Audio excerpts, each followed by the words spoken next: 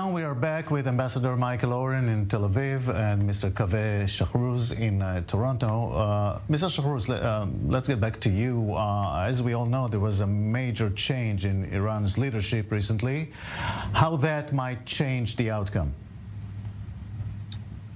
Quite honestly, at the end of the day, I've always been of the view that there is no fundamental difference between different factions of the Iranian regime. The current president, Raisi, is called a hardliner. The previous one was called a moderate. At the end of the day, I think all of them are committed to strengthening the Islamic Republic and exporting its very, very toxic ideology. And frankly, I don't think it really makes that much of a difference. I mean, the previous administration might have wanted to open Iran up a little bit more to the West, but at the end of the day, I think the life of and the strength of the Islamic Republic is what matters most to them. So I think both administrations are equally toxic and equally problematic for the countries in the region. Are there any forces in Iran today that might say, maybe we're going too far, maybe we should rebuild the economy first, things like that? So those debates do happen, but at the end of the day, in Iran, the ultimate decision makers are both the supreme leader and the Revolutionary Guards. I mean, those are the sort of two main forces in Iranian politics. Iranian civil society certainly doesn't like this, and we've seen over and over again people coming to the streets demanding a better life for themselves and saying that spending so much money and so much energy on the nuclear program doesn't make any sense. Iranians themselves need some help. But, Iran's leadership doesn't listen to the demands of the people. And I think that's really one of the reasons why Western countries, in negotiating a bad nuclear deal with Iran, will help strengthen its government and actually weaken its people. Ambassador Oren, as we said, Israel has been saying that Iran was playing for time again and again. How long will Israel be willing to wait and see?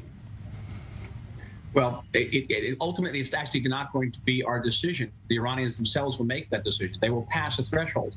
They will reach that threshold capacity. During the previous government, Netanyahu, that capacity was listed as 250 kilograms of uranium enriched at 60%, and now they're already enriching to 90%. So they're rapidly approaching that threshold capacity, at which point Israel's going to have to act by one means or another. Basically, I believe we'll have no choice.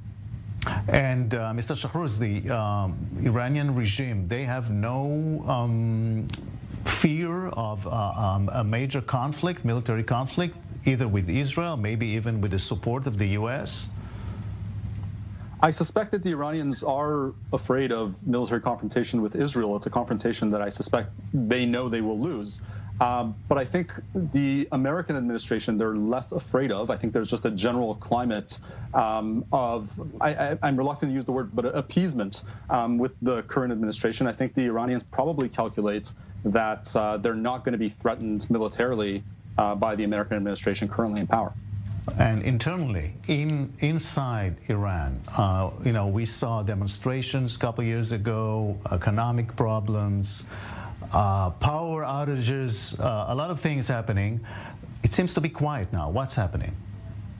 Well, it's not really quiet. I mean, in the last few days, there were mass protests in the city of Isfahan where people came out and demanded something as basic as water, and the regime's response to this was by shooting protesters. This is a regime that's more than anything afraid of its own citizens because it knows that it can't meet their demands. And so I think the international community needs to understand that deals with the Iranian regime only strengthen that regime, that really what the international community needs to do is to try to isolate as much as possible Iran's dictatorship and to try to strengthen its people so that they themselves can lead a change in that regime. And a changed regime in Iran, a democratic regime in Iran, will be one that will have much better relationships in the region and internationally. And then, countries like Israel can feel much safer knowing that there is actually a democratic and responsive government in Tehran. Right. Mr. Shahrooz, thank you very much. Also, thanks to Ambassador Michael Oren in Tel Aviv. Thank you.